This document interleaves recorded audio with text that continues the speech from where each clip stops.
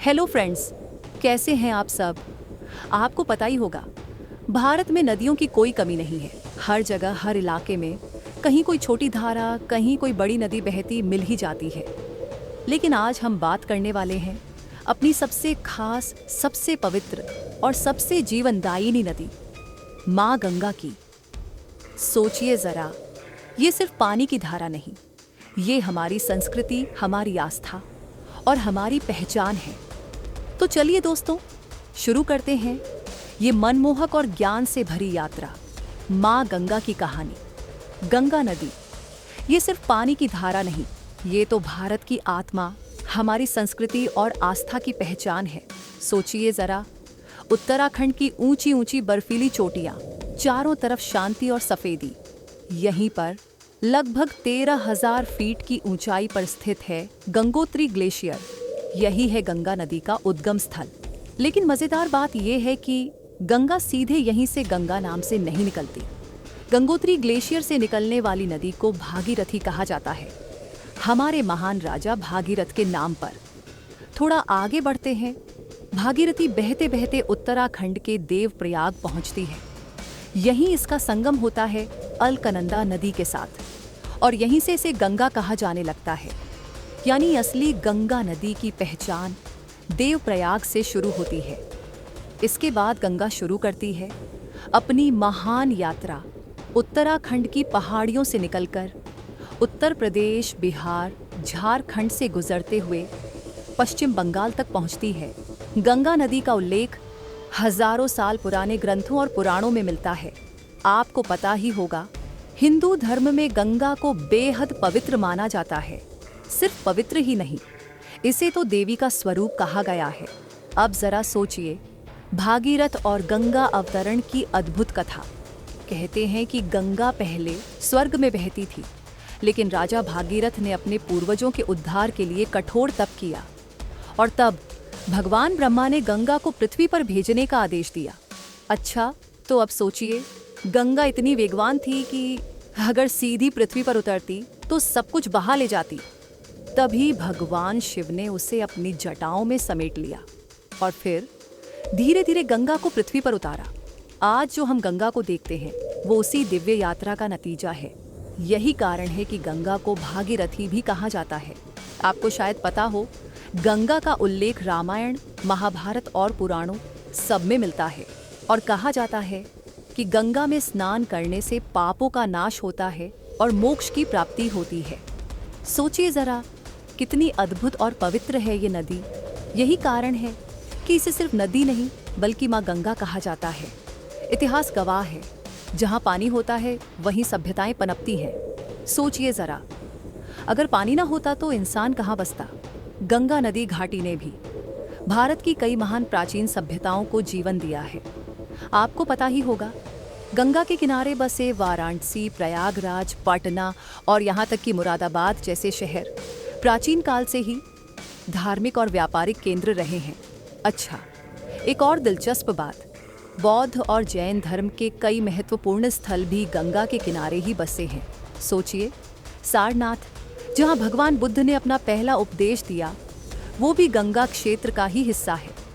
अब जरा कल्पना कीजिए, प्राचीन भारत की, उस समय जब न ट्रेन थी, न ट्रक, न जहाज, गंगा ही व्यापार और परिवहन का प्रमुख साधन थी। लकड़ी, मसाले, कपड़े और अनाज, सब कुछ गंगा के रास्ते देश के अलग अलग हिस्सों तक पहुंचता था। और यही वजह है कि इसे गंगा को हमेशा से ही भारत की जीवन रेखा कहा गया है, क्योंकि ये सिर्फ पानी नहीं देती, ये तो सच में जीवन देती है। हर साल लाखों करोड़ों लोग गंगा स्नान करने आते हैं, क्योंकि मान्यता है कि गंगा में डुबकी लगाने से पाप धुल जाते हैं और आत्मा को शांति मिलती है। अच्छा, अब बात करते हैं कुंभ मेले की।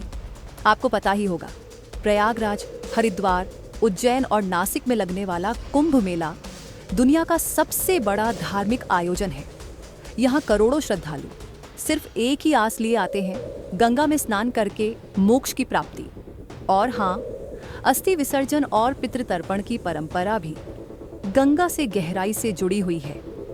हिंदू धर्म में माना जाता है कि गंगा में अस्थि विसर्जन करने से आत्मा को शांति मिलती है।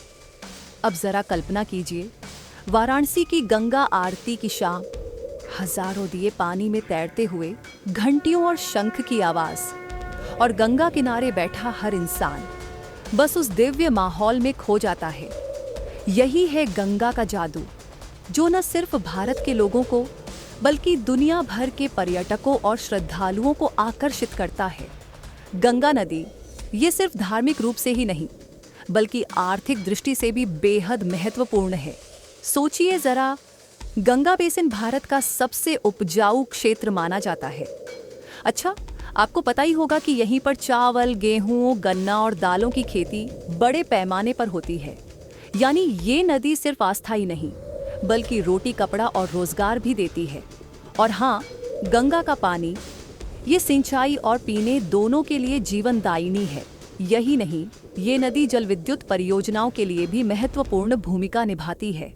अब जरा भौगोलिक नजरिए से देखें, गंगा की कुल लंबाई लगभग 2510 किलोमीटर है। ये उत्तराखंड से निकलकर उत्तर प्रदेश, बिहार, झारखंड और पश्चिम बंगाल से गुजरती हुई बंगाल की खाड़ी में जाकर मिलती है। इसका सुंदरबन डेल्टा दुनिया का सबसे बड़ा डेल्टा है।